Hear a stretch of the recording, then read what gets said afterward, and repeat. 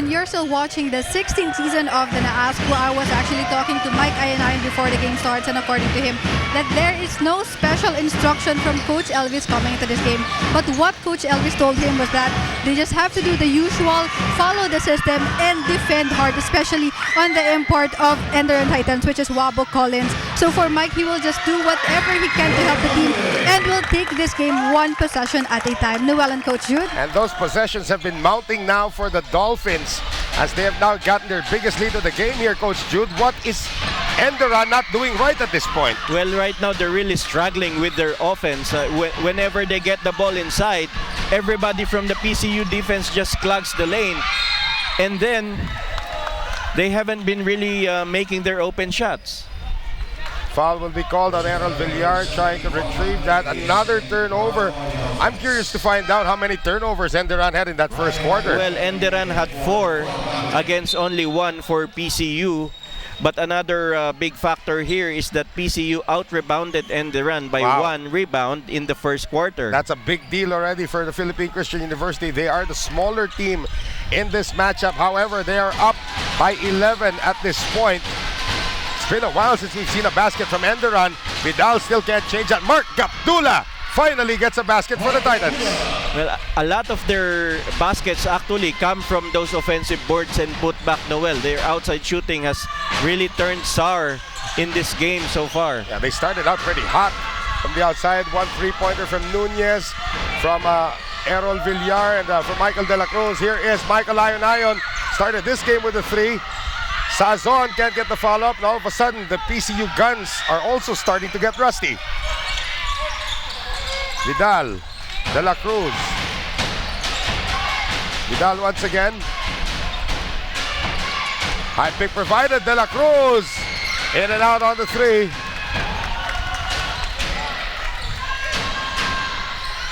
Here's Grimaldo going over to Yves Sazon. Almost 2 minutes gone by here in the second.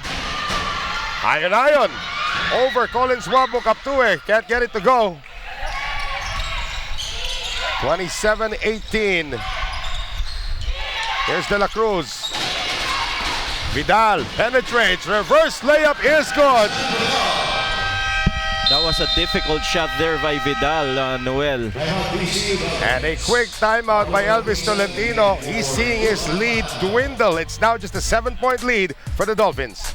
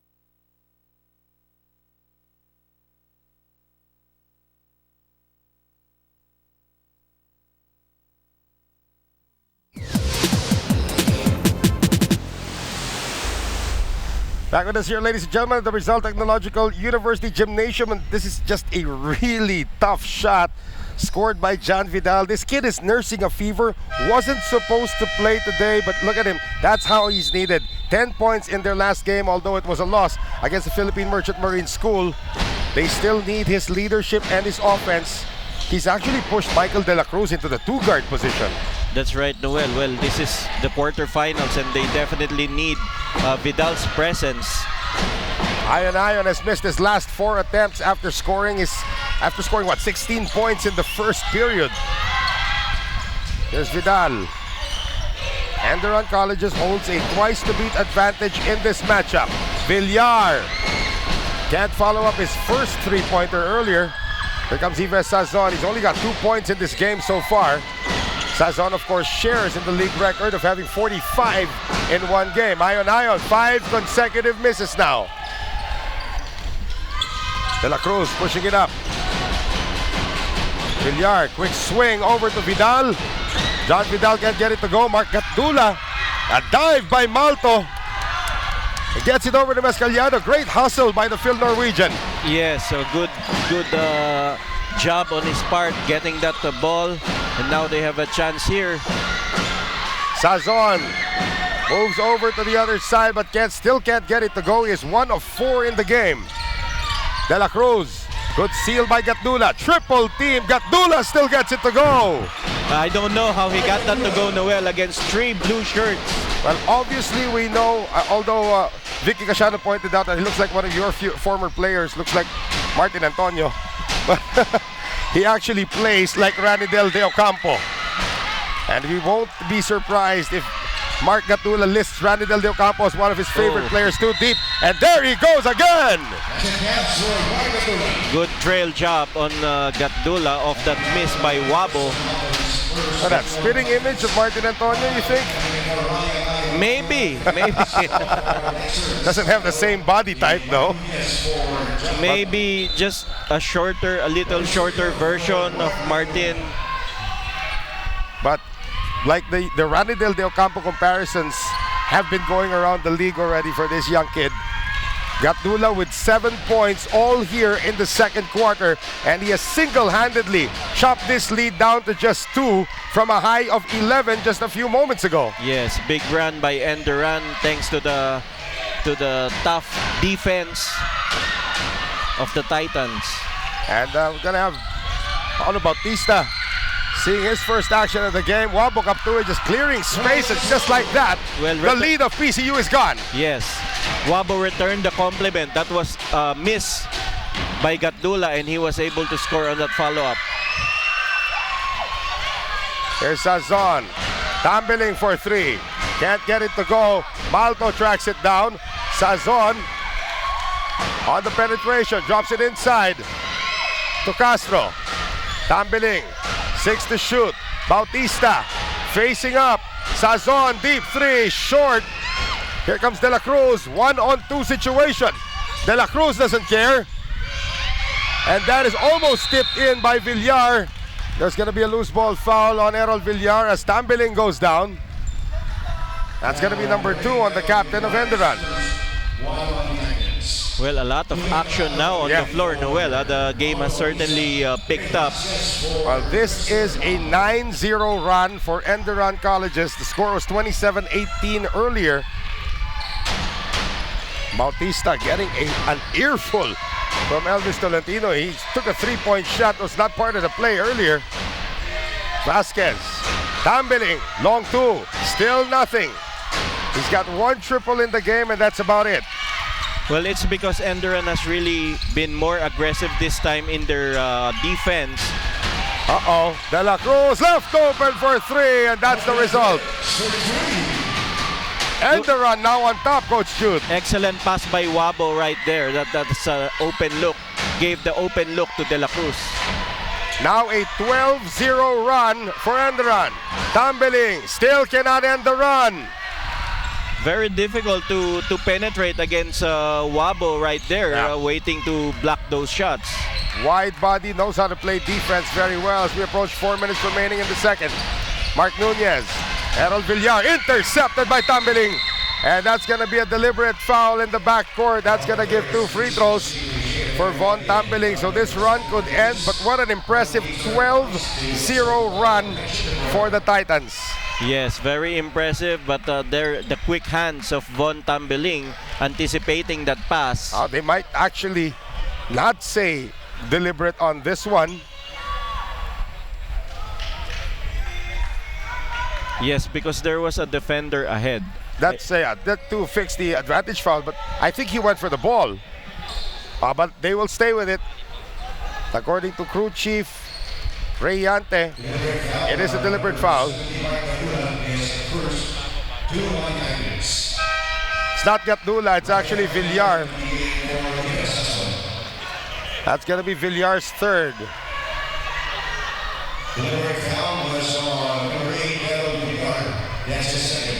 So just a second foul on Villar. So Von Tambeling will have 2 free throws and possession going to the Dolphins. So this is the break the Dolphins needed. However, Tambeling is still struggling in this game. Yes. Well, this is truly a big break for them because they've really struggled in their last few tries. But 2 misses from Tambeling, uncharacteristic Yes. misses from You're Tambeling. absolutely right. One of the leading scorers of the squad, averaging over 20 points a game. However, the ball still stays with the Dolphins. Tambeling wants to redeem himself. Attacks over Wabo Kaptue.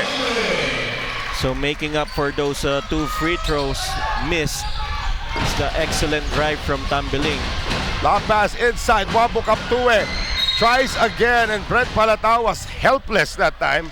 The moment you give up rebounding position to 6'7" Wabo Kaptue, you better just foul him. You cannot jump with him. You really have to block him out.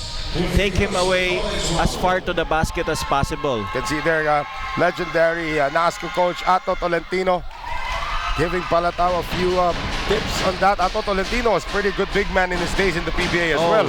Certainly. He's also very smart. A split again from Wabo.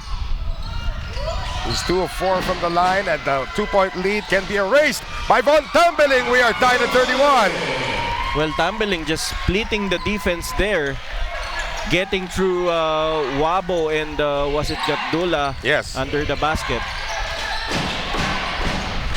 There's the 3-pointer again coming from De La Cruz. That doesn't work. I would like to thank our friends from Bally Pure, the official bottled water of the 16th season of the NAASCU, as finally Fidel Castro is able to get it on court. Yes, that makes him a dangerous player right now because we know Castro is a strict shooter. Right. 7-1 run right now for the Dolphins. And there's going to be a foul on Von Tambeling. That was on the loose ball. Yes. But good defense by PCU on that penetration. Villar forcing that shot. Fortunately for them, they retain possession here. Well, Josh Grilly is back in the game with under 3 minutes to play in the second. Villar on the inbound. Here's Mark Nunez. Nunez over to De La Cruz. Inside to Wabo. And that will be an offensive foul, number 2 on Wabo Kaptue. He pulled out his elbow on the chest of Brent Palatao, and that's why you need Brent Palatao in the game. He may not be as athletic and as quick as Wabo Kaptue, but he's as tall as Wabo Kaptue. Well, we can see here that Palatao held his ground there. That was his cylinder, and Wabo just went inside it, Right. so that's an offensive foul. Rael Vasquez on the fake. Palatao on the run. That's a miss. Villar has it tapped away by Vasquez, and here comes Mark Gatdula again. Wabo Kaptue is too valuable of a commodity to Coach Pipo Nontu to have him on the court with 2 fouls. That's right. As you mentioned, there's not a deep rotation Yes. on the center position for ENDERUN. We did see Bernardo a bit earlier on, but that's about it. Sazon dribbles on his knee. De La Cruz comes up short. De La Cruz tracks it down. De La Cruz drops it inside to Gatdula, taken away by Palatao. Here's Vasquez now into the front court. Castro on the pull-up for 3, short. Mark Nunez now in the front court. Under 2 minutes to play. Oh, Palatao erasing Nunez. Palatao is showing no signs of the knee injury that has bothered him the entire season. Yes, excellent timing on that block.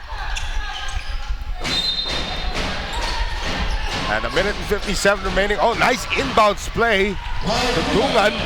So Kyle Dungan getting his first field goal of the game. The lead is 1 for the Dolphins. Palatao. Iron 9 has been quiet since scoring 16 in the first.